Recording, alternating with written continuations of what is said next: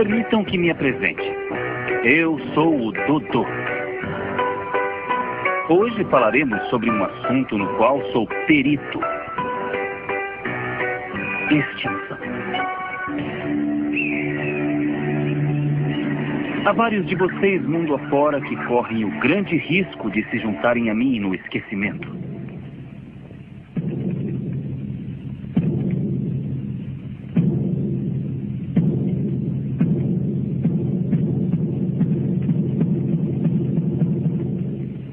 É, até você.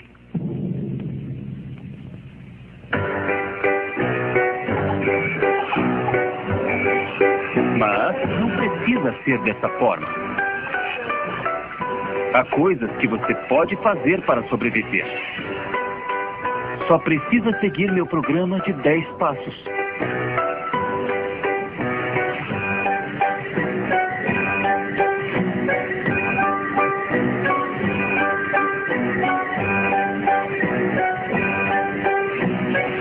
O guia do pássaro Dodô para sobreviver à extinção. Distribuição de DAC.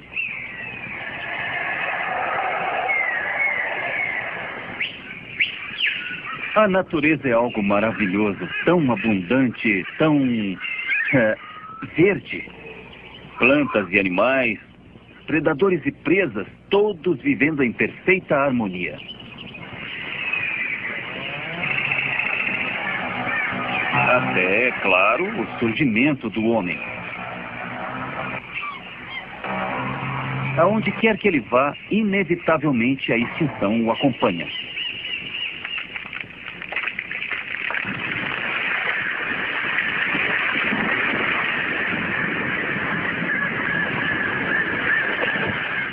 Não é nenhuma surpresa, dada a maneira como se comporta.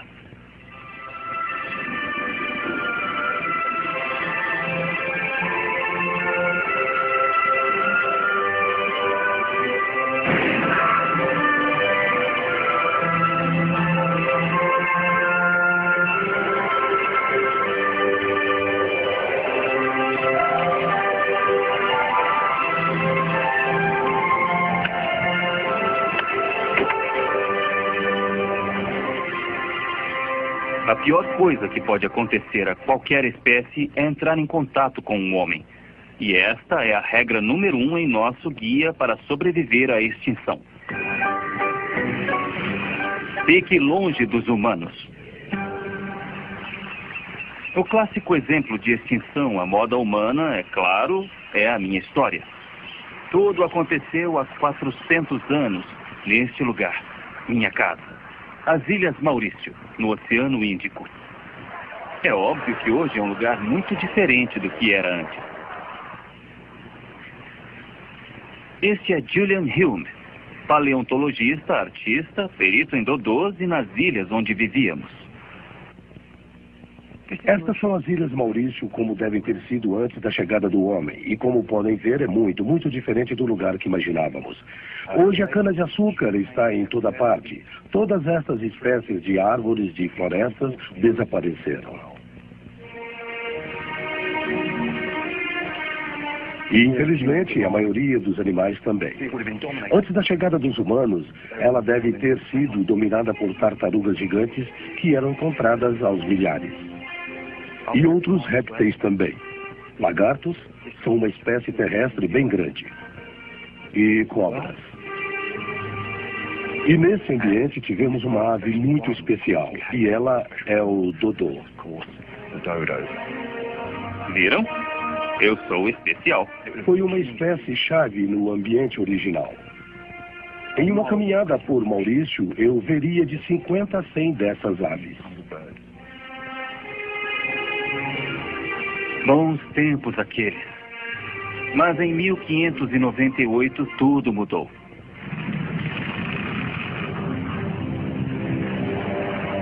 Os humanos chegaram.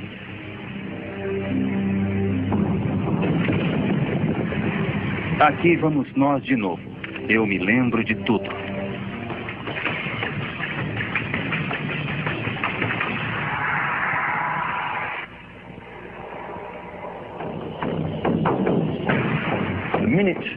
No instante em que o homem pisou nas ilhas, o destino do Dodô foi traçado. Os homens estavam desesperados, doentes e morrendo de fome. O escorbuto se espalhava. Quando chegaram à ilha, dois pensamentos passavam pela cabeça deles. Um, consigo pegá-los? E dois, posso comê-los? Sabemos que eles comeram dodôs. Há relatos sobre 20 a 50 dodôs sendo levados a bordo. Mas não era o prato preferido. Alguns marinheiros experimentaram a carne e a detestaram. Diziam que era gordurosa, não comestível, e quanto mais a cozinhavam, mais dura ela ficava.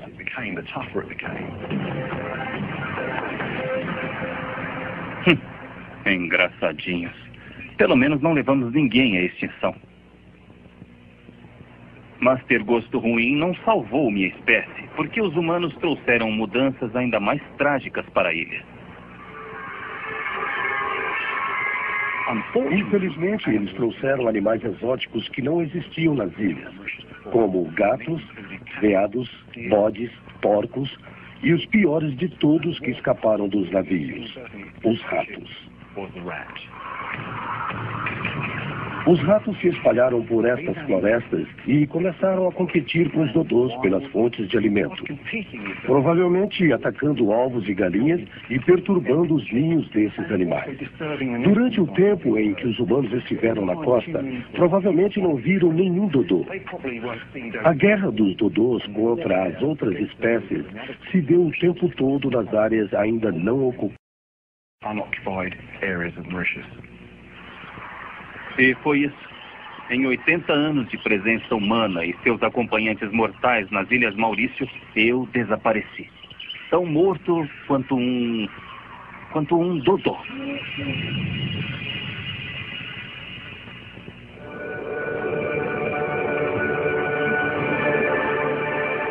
Mas não fui a primeira vítima do homem. Ah, não. Ele vem exterminando outras espécies desde que apareceu. Desde quando surgiu na África. Já se perguntou por que existem tão poucos grandes animais terrestres atualmente?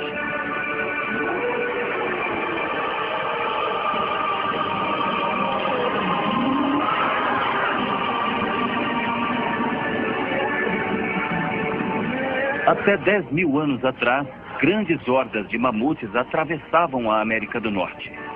Então, os humanos chegaram.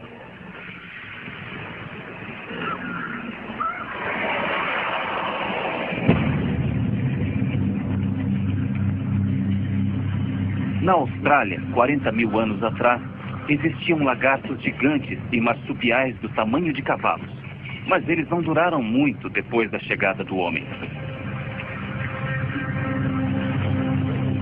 E na Nova Zelândia, aves gigantes não voadoras, chamadas moas, sobreviveram sem problemas até 1000 anos atrás. E depois, adivinha?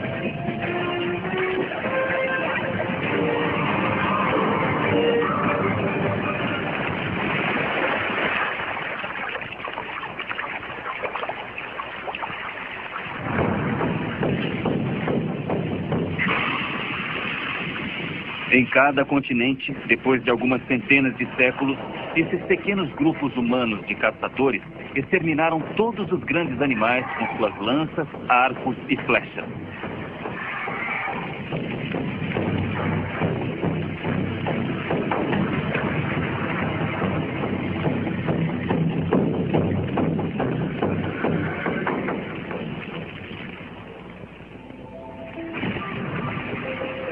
Hoje, o problema é ainda pior. Não são mais apenas os grandes animais. Todos estão sofrendo com a influência insidiosa dos humanos.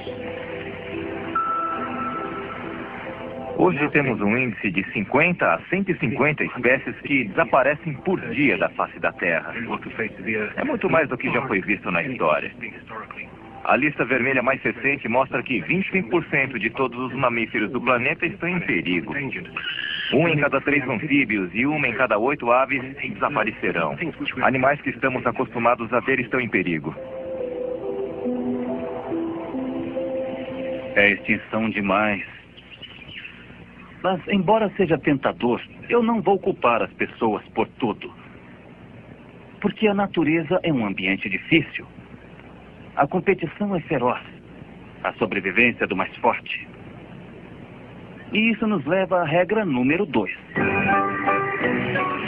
Adaptar-se ou morrer.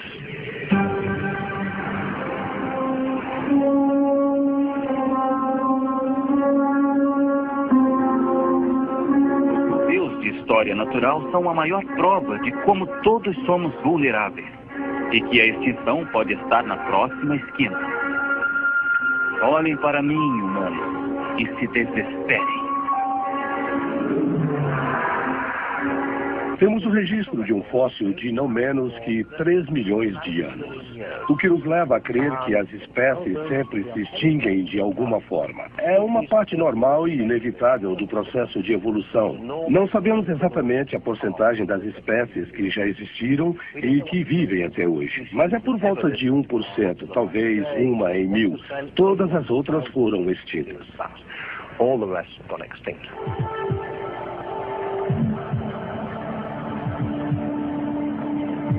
Mais de 99% de todas as criaturas que já existiram estão extintas.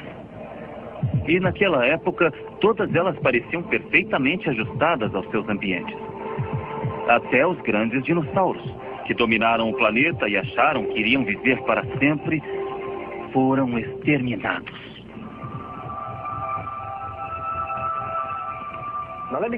Deixe-me dar um exemplo. Até 200 milhões de anos atrás, havia um grupo de animais chamados terapsidas.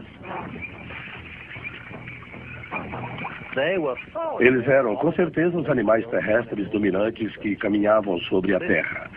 Esse é um exemplo dessas criaturas. Eram claramente carnívoras. Podem-se ver dentes muito afiados e os caninos.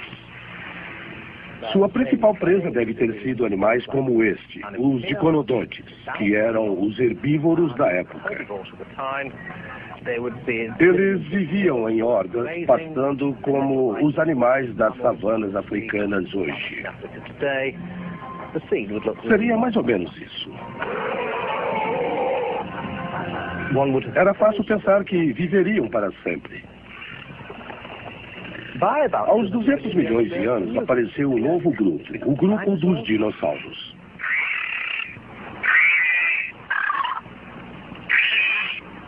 Eles eram mais bem adaptados à vida terrestre e os terapsidas desapareceram relativamente rápido. Aí então os dinossauros reinaram.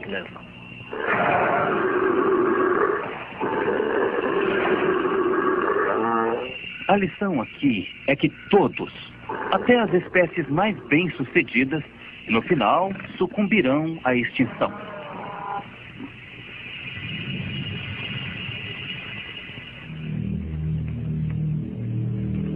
É uma triste verdade.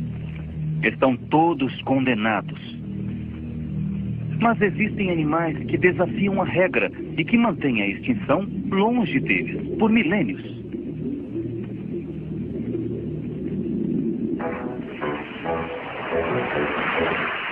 Um dos mais bem-sucedidos é o límulo, que quase não mudou por 300 milhões de anos. Eles sobreviveram à competição, mudanças de clima, eras glaciais e impactos de meteoritos. Podem não ser bonitos, mas ainda estão vivos. Se puderem fazer o que eles fizeram, também podem viver para sempre. Então, Dr. Kemp, qual é o segredo do sucesso deles? Podemos dizer que talvez tenham sido a adaptabilidade e a resistência aos predadores que permitiram sua sobrevivência. Como eles conseguiram sobreviver às mudanças ambientais durante todo esse tempo, continua um mistério. Um mistério? Como assim um mistério? Esses humanos... Talvez para sobreviver à extinção, você tenha que fazer como o límulo e ir para a praia. Mas cuidado com a praia que vai escolher. Algumas são mais perigosas que outras. A lista de extinção dos últimos 400 anos revela um triste padrão. o pombo torcaz madeirense, o rato gigante das Ilhas Canárias, o mussaranho de Porto Rico, o verdilhão havaiano, o frango d'água, o tigre de Java, o periquito de Seychelles e o pássaro de Chipre. Isso nos leva a uma coisa. A regra número 3 de evitar a extinção é: não more em uma ilha.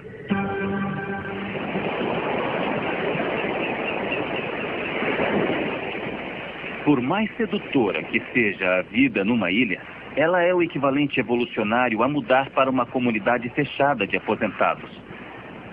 Depois de algum tempo lá, você perde a habilidade de lidar com o mundo externo. Veja a minha história.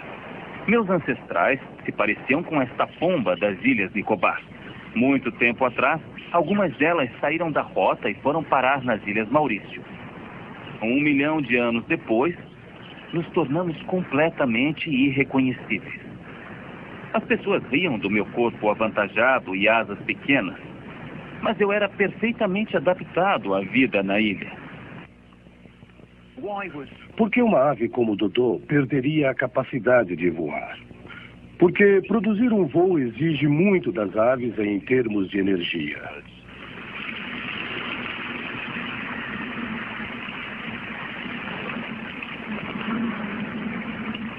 Imagine uma pomba ancestral pousando nas Ilhas Maurício, em uma ilha vulcânica isolada, sem predadores. Todo o alimento necessário encontra-se no chão. Não é preciso voar. A ave engorda, ganha peso e transforma-se nesta pomba terrestre gigante. O dodô se adaptou muito bem à sua vida na ilha.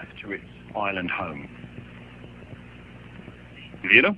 Parecia uma ótima ideia naquela época, mas como já sabemos, tinha também um lado terrível. O dodô tornou-se um alvo fácil. Predadores de outros lugares chegaram à ilha e ele não aguentou. Não se podem mudar milhões de anos de evolução em pouco tempo. Tudo bem, não precisa humilhar. Essa história foi contada em ilhas do mundo todo. Mais da metade das espécies que se tornaram extintas nos tempos modernos viveram em ilhas, até que foram visitadas pelo homem. Milhares eram aves não voadoras, como eu. Mas mesmo as aves que voavam muito bem não estavam a salvo. A ilha de Guam já teve uma linda população de aves. Até que em 1940, as serpentes boigas irregulares chegaram. As aves não sabiam o que fazer quando confrontadas com as serpentes.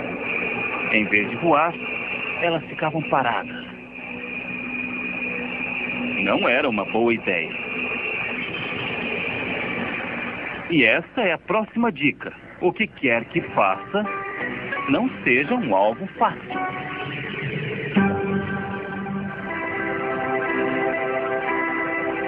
A vítima mais conhecida de todas não viveu em uma ilha, e sim na América. Era o pombo passageiro, o alvo mais fácil do mundo.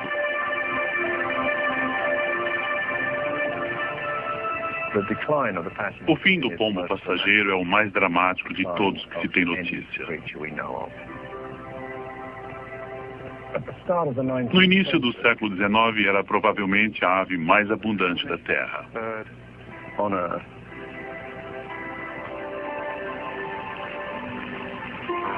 Eles viviam em enormes bandos de milhões de indivíduos.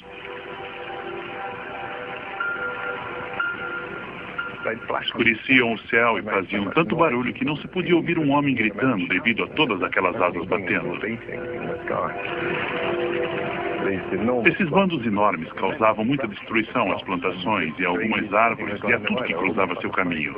Era como uma praga de gafanhotos. Quando os pombos passageiros chegavam, as pessoas ficavam desesperadas.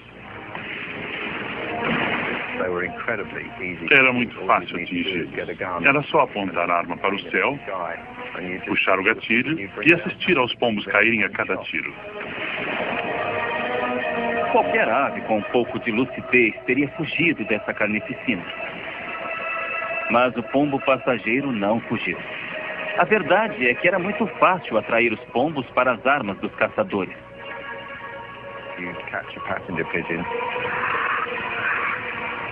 Era só pegar um pombo passageiro, amarrá-lo a um tronco e seus arrulhos atrairiam outros pombos. Esses animais tinham um nome. Eram chamados pombos-isca e traziam milhões de outros pombos para a morte. A combinação entre a natureza suicida dos pombos e a selvageria dos caçadores era tanta que em apenas 50 anos, no final do século XIX, a população diminuiu de 6 bilhões para apenas um pássaro.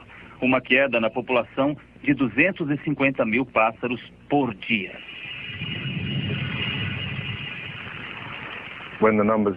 Quando os números caíram abaixo de certo nível, mesmo sendo na faixa de alguns milhões, eles estavam condenados, embora ainda fossem muito comuns. Os números foram caindo, até que as únicas aves restantes eram algumas que tinham sido capturadas. O nome do último era Martha, nome da esposa de George Washington. Ele morreu em setembro de 1914, no zoológico de Cincinnati.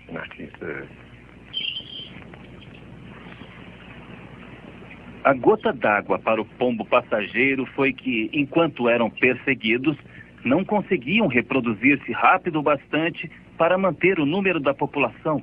E isto é um aviso para todos. Se você corre risco de extinção, multiplique-se o mais que puder. Vá em frente e reproduza-se.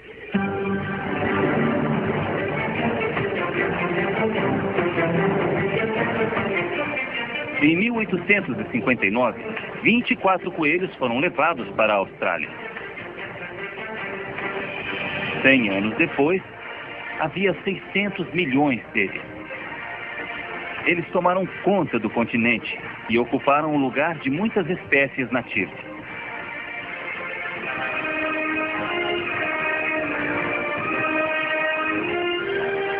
É assim que se faz. Colonização pela supremacia em números. Um desastre para o resto da Austrália, mas um triunfo para o coelho. Mas nem todos os animais são tão aplicados.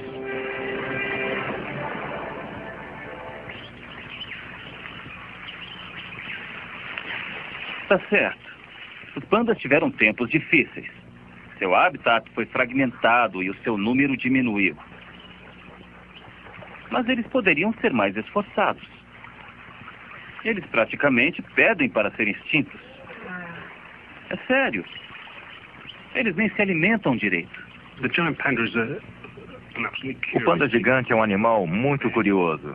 É um urso e, por direito, deveria ser um carnívoro. Mas passa o tempo todo comendo bambu. Não é o que chamamos de alimento rico em calorias.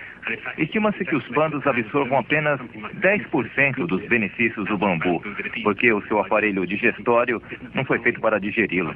Então, eles têm que passar longos períodos comendo.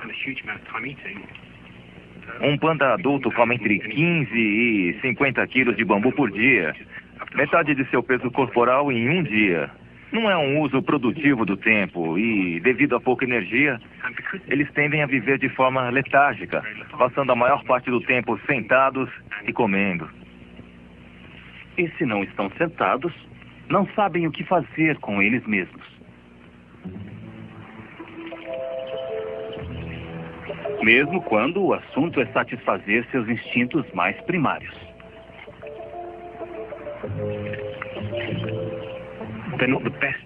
Eles não são os melhores amantes e reprodutores do mundo. Um dos problemas é que não aprendem até que vejam outros pandas se acasalando. Eles vivem solitários. O problema é fazer os pandas entenderem como se acasalar, as posições mais eficientes e assim por diante. Enquanto eles não forem expostos a esse aprendizado, isso sempre será um problema. Como se não bastasse ter que assistir às aulas sobre a arte marital, eles limitam as oportunidades de prática a apenas um fim de semana por ano. O problema é que as fêmeas só entram no cio uma vez por ano na primavera. Há uma janela de apenas 3 a 4 dias para que ela possa conceber. Então, no período que leva a isso, eles tendem a bramir mais. E produzem um cheiro para excitar um ao outro. Mas mesmo assim, em muitos casos, eles não acasalam. Ou, se acasalam, não obtêm sucesso. Com uma atuação tão desanimadora, não é surpresa que o número de pandas na natureza tenha chegado a menos de 2.000. No intuito de ajudar, os humanos tomaram a frente, usando algumas de suas técnicas preferidas. Eles os fazem assistir pornografia panda. E colocaram Viagra na alimentação deles. E quando isso não funciona, usam até a fertilização in vitro. Assim, os pandas não precisam fazer nenhum esforço.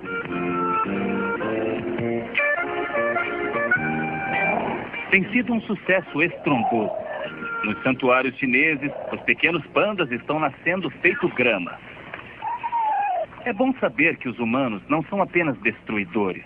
Às vezes, eles ajudam. A verdade é que alguns animais ainda existem pelo esforço dos humanos.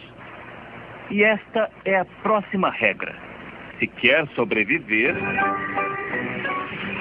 procure ajuda.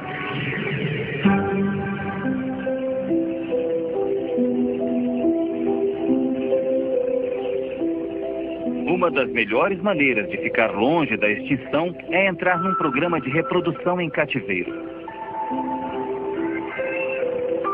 Pelo mundo todo, zoológicos como o de Londres dedicam boa parte de seu tempo e dinheiro para salvar os animais mais ameaçados do mundo. Mas não se preocupe se você não é uma dessas espécies sofisticadas. Todos aqui recebem atenção.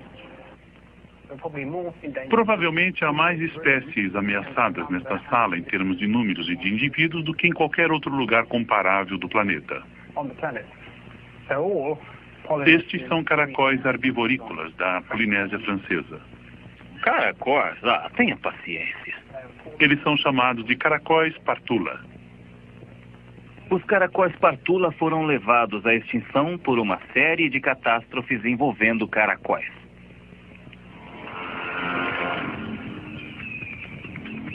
Há 50 anos, os partula eram os únicos caracóis na Polinésia. Então, os caracóis gigantes africanos foram trazidos pelos humanos.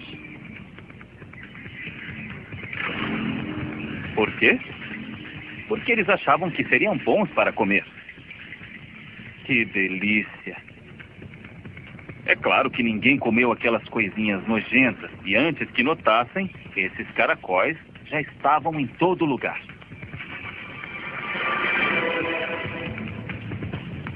Para controlar a praga de caracóis africanos, outros foram trazidos. Desta vez, o caracol carnívoro Euglandina, da Flórida. Esta foi a catástrofe número 2. Eles têm esses receptores que parecem bigodes em cada lado da cabeça e podem mexer de um lado para outro. Nós os chamamos caracóis fumanchu, porque essas antenas parecem bigodes. O problema é que nem mesmo os caracóis fumanchu queriam comer os gigantes da África. No entanto, eles desenvolveram um apetite pelos partula nativos. Os fumanchus se movem muito mais rápido que o caracol comum. Portanto, encontram os partulas bem rápido. São ótimos caçadores. Estima-se que comiam até 8 partulas por dia. Dá para imaginar o impacto causado. Logo, várias espécies desapareceram.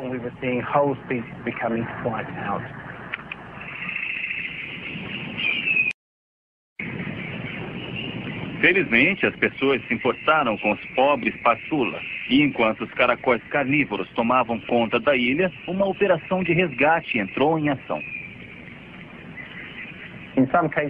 Nós fomos até o extremo dos vales vulcânicos e descobrimos que os predadores estavam chegando lá. As únicas áreas onde ainda havia partulas. Então recolhemos o último punhado deles. Era a chance final de resgatá-los.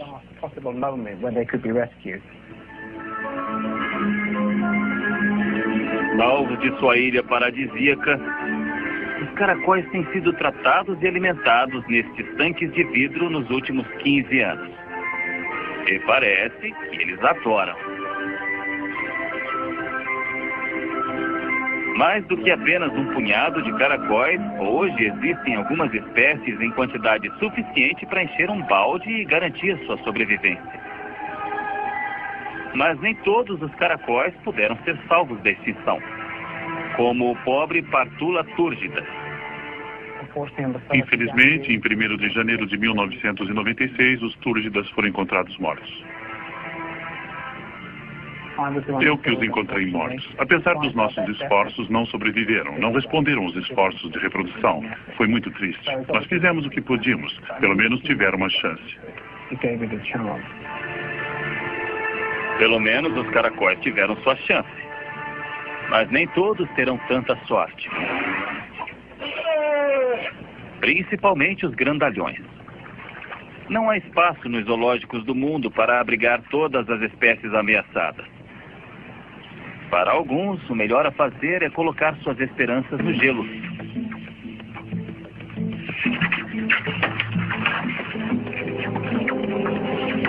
Os humanos chamam isto de arca congelada. Não é uma residência sofisticada, mas guardar algumas células de tecido aqui pode protegê-los da extinção eterna. É claro que a vida num congelador não é nada empolgante. Mas se o seu precioso DNA estiver preservado, talvez um dia seja possível trazer animais de volta à vida pelo poder da clonagem. Na verdade, isso já está acontecendo. Este não é um bezerro comum. É um banteng raro de Java. E é um clone. O clone de um animal que morreu no zoológico de San Diego em 1980. Se conseguem clonar animais que estão mortos há mais de 20 anos, quantos anos mais poderemos voltar no tempo? 50 anos? 100 anos? Será possível clonar espécies que já estão extintas? Talvez um pássaro das Ilhas Maurício que desapareceu há 400 anos? Será que a extinção não é para sempre? Não clonaremos um dodô. O quê? É impossível clonar um dodô. Por quê? Vocês têm ossos de dodôs em ótimo estado? Com certeza conseguiriam extrair o DNA deles. Não assistiu ao Parque dos Dinossauros? DNAs antigos são bem mais preservados nos ossos mantidos em condições muito frias e secas. Quanto mais quente o ambiente, mais difícil é recuperar o DNA. Só conseguimos fragmentos bem pequenos do dodô. Só conseguimos extrair umas 100 bases por vez. Nossos genomas têm mais de 3 bilhões de bases. Para clonar o animal, teríamos que conseguir extrair tudo desses 100 pares de fragmentos de base, descobrir como colocá-los juntos, onde devem ficar, descobrir como distribuí-los dentro do núcleo e depois encontrar um animal capaz de gerar esse animal. Admito que é um desafio e tanto. Mas ainda acho que vale a pena. Por que faríamos isso? Onde eles viveriam? Qual é a finalidade de trazer à vida um animal cujo habitat foi destruído? Um animal que não tem nenhum outro de sua espécie. Um animal que traríamos à vida para colocá-lo em um zoológico e vê-lo de vez em quando e acenar. Qual é o propósito disso? Não deveríamos investir nas espécies que estão vivas? Tudo bem. Pode levar algum tempo. Nesse ínterim, suponho que seria melhor se vocês, humanos, protegessem as espécies que ainda vivem.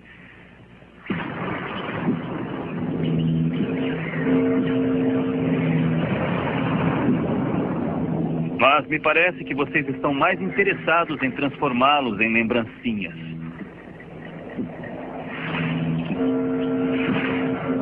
Quanto mais raro é o animal, mais valiosas são suas partes. Claro que é legal.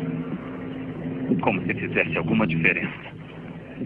O comércio ilegal da vida selvagem é o terceiro maior comércio ilegal do mundo. Primeiro são as drogas, os armamentos ilegais em segundo e depois o comércio da vida selvagem. Gera entre 5 e 110 bilhões de dólares por ano. É um comércio imenso. Regra número 7. Se não quiser terminar como um artigo de mau gosto, não seja muito desejável.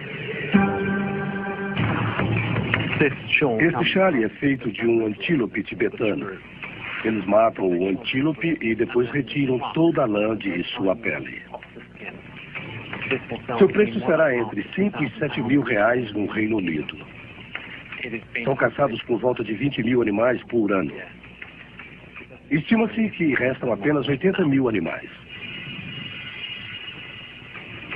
Essa é uma adaga pamani. A empunhadura é feita de chifre de rinoceronte. É por isso que os rinocerontes estão próximos da extinção.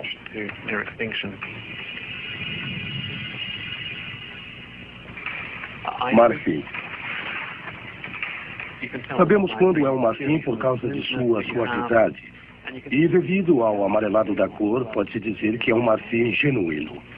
Se compararmos com uma presa, pode-se ver a curvatura.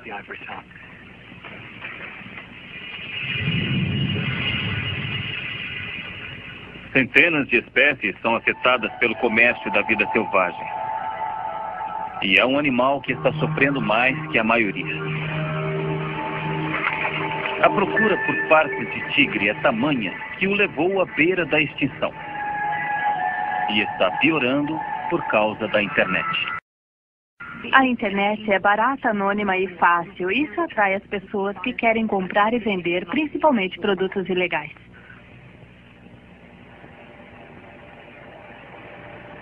Um dos maiores problemas é o lado tecnológico de um negócio antigo, a medicina tradicional chinesa, na qual o principal ingrediente é quase sempre ossos de tigre. Nós temos aqui o tônico Rigu. É a palavra para osso de tigre. 4 pacotes custam R$230. É só clicar para colocar no carrinho, mas estará cometendo o crime de comprar espécies ameaçadas.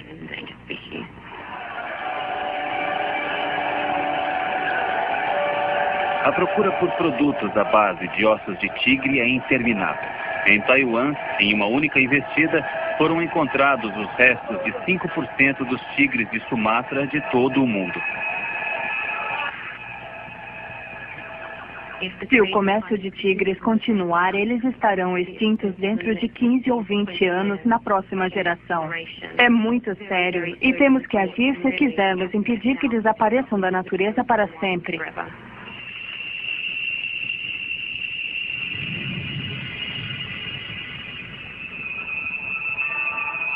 Existem várias maneiras de ser extinto. Algumas delas podemos evitar. Mas às vezes você simplesmente está no lugar errado, na hora errada. Para evitar que isso lhe aconteça, só mesmo contando com a sorte.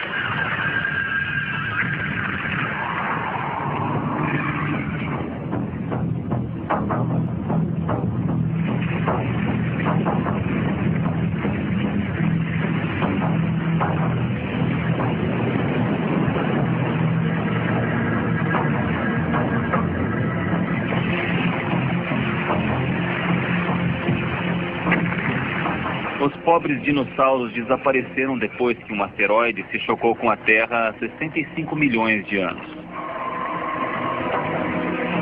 O inverno nuclear que se seguiu extinguiu metade das espécies do planeta. E elas não puderam fazer nada.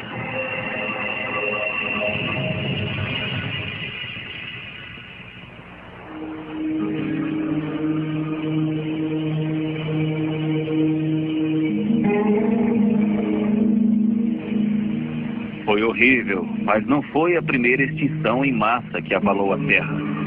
E nem a pior. Olhando registros de fósseis, os paleontologistas identificaram 5 eventos de extinção. O mais devastador aconteceu no final de uma era chamada Permiana, há 250 milhões de anos.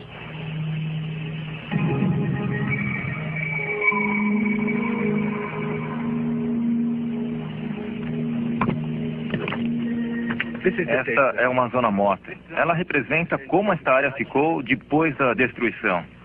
Nunca encontramos nada que indicasse vida nesta área. Não há evidência de vida vegetal, de solo e principalmente de animais. É uma região morta.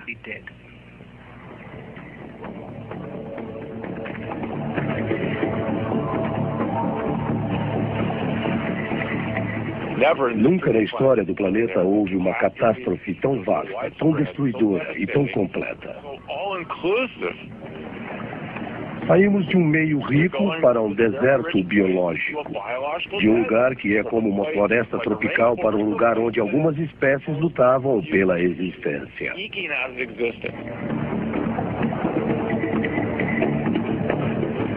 95% das espécies do planeta foram exterminadas. A provável causa dessa devastação não veio do espaço, mas de dentro da Terra. Hoje a Sibéria é uma terra gelada e estéril, mas há 250 milhões de anos toda esta região se incendiou.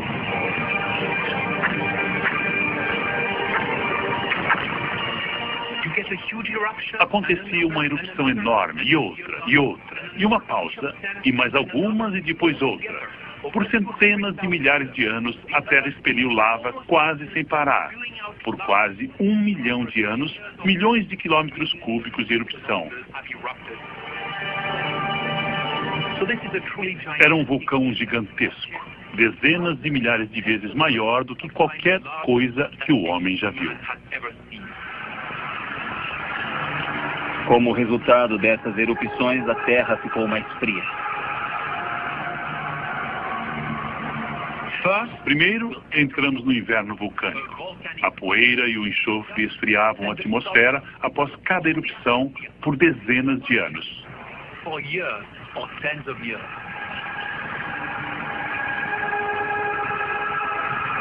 Mas os vulcões também expeliram algo chamado dióxido de carbono, o que levou a um efeito terrível: o aquecimento global.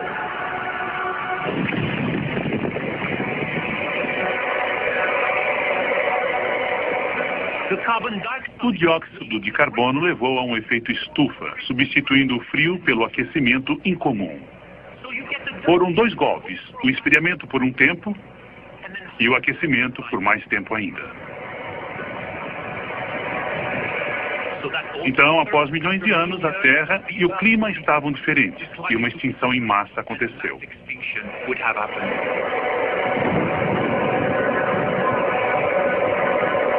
Então, o aquecimento global é um assunto sério.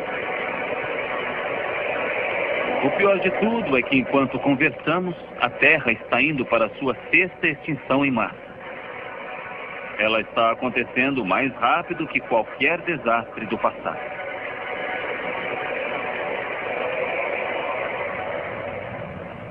O índice de extinção atingiu proporções críticas, talvez de 100 a 1000 vezes maior do que antes do surgimento do homem. E está claro que podemos perder 1/4 das espécies da Terra nas próximas décadas. E se nada for feito, perderemos metade das espécies até o final do século. É uma crise. That's a crisis. Esta crise não foi causada por um meteoro, um vulcão ou um desastre natural. Não, a causa desta crise é uma só: o Homo sapiens. Muito bem, humanos. Quero dedicar esta última parte a vocês. Quando vocês desmatam florestas, poluem os rios, transportam espécies de um lado para o outro e poluem a atmosfera, estão sufocando o resto do planeta. Talvez fosse melhor se vocês fossem extintos. A boa notícia para o resto de nós é que isto pode estar para acontecer. E vocês terão só a si mesmos para culpar. Pensam que sua esperteza irá salvá-los, quando na verdade será a causa de sua queda. Lição número 9. Não seja muito esperto.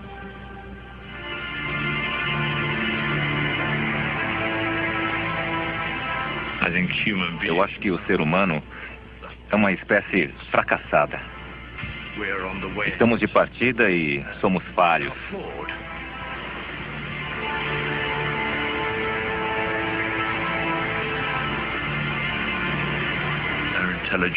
Nosso tipo de inteligência não é compatível com a natureza. Vivemos muito tempo, quebramos todas as regras. Nossa vida é tão artificial que não pode ser sustentável dentro dos limites do que o planeta tem a oferecer. Como já aconteceu com espécies que não iam bem, a natureza selecionará os melhores e deixará o resto se extinguir. And see to it that it becomes extinct.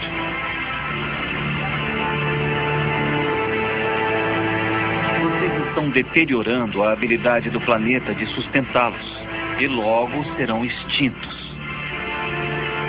Exatamente como fizeram comigo.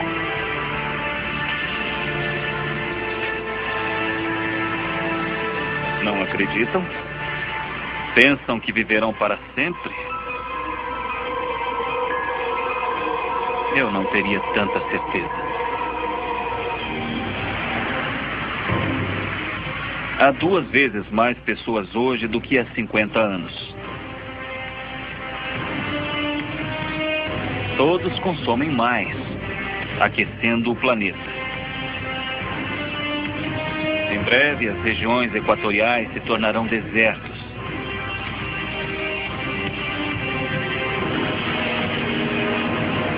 E com o aumento do nível do mar, haverá cada vez menos solo para sustentá-los. O que vão comer? Onde vão plantar?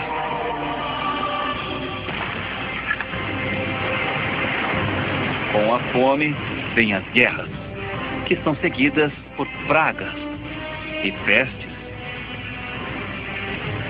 Com mais pessoas espremidas em espaços menores, as doenças se espalharão.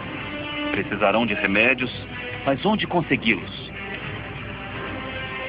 Muitos remédios derivam das plantas tropicais, que serão engolidas pelos desertos.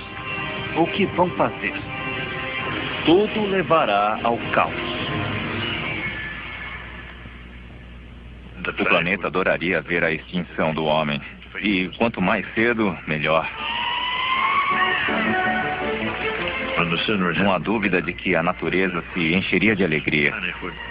As outras espécies seriam abençoadas se desaparecêssemos.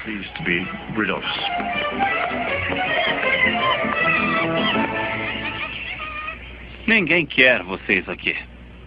Mas tentem ver por esse lado. Será tudo muito melhor sem vocês. Lição número 10. Não se preocupe, a vida continua.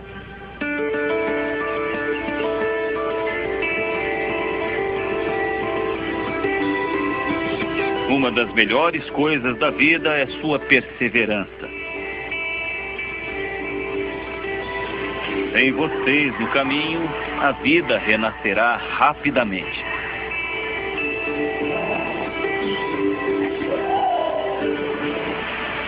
Em alguns anos, o mar estará repleto de peixes novamente.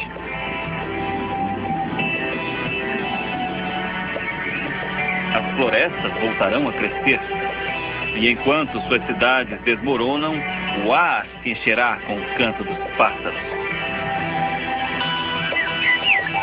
Vocês ficarão surpresos com a rapidez com que o planeta se esquecerá de vocês e irá restaurar a ordem natural.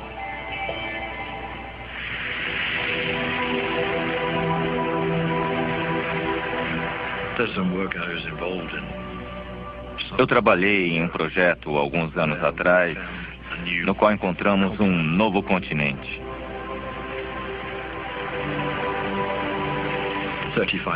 Há 35 milhões de anos, Esse continente novo emergiu do mar.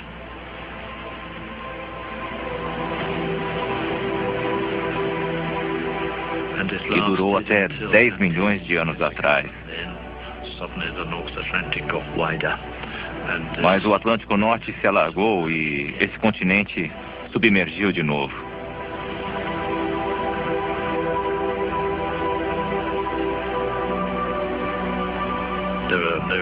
Não havia montanha, não havia ligação com outra terra.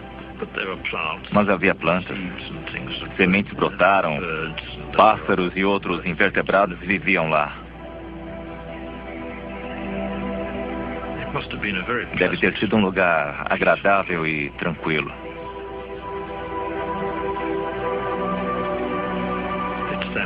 É a esse conceito que eu acho que a Terra quer se ater. É o tipo de ambiente que ela quer para si. Eu acho que esse lugar irá voltar depois que a catástrofe atual passar. É assim que a Terra será novamente, como a natureza a quer. É uma pena, mas vocês não poderão ver isso. A menos, é claro, que sigam o meu conselho.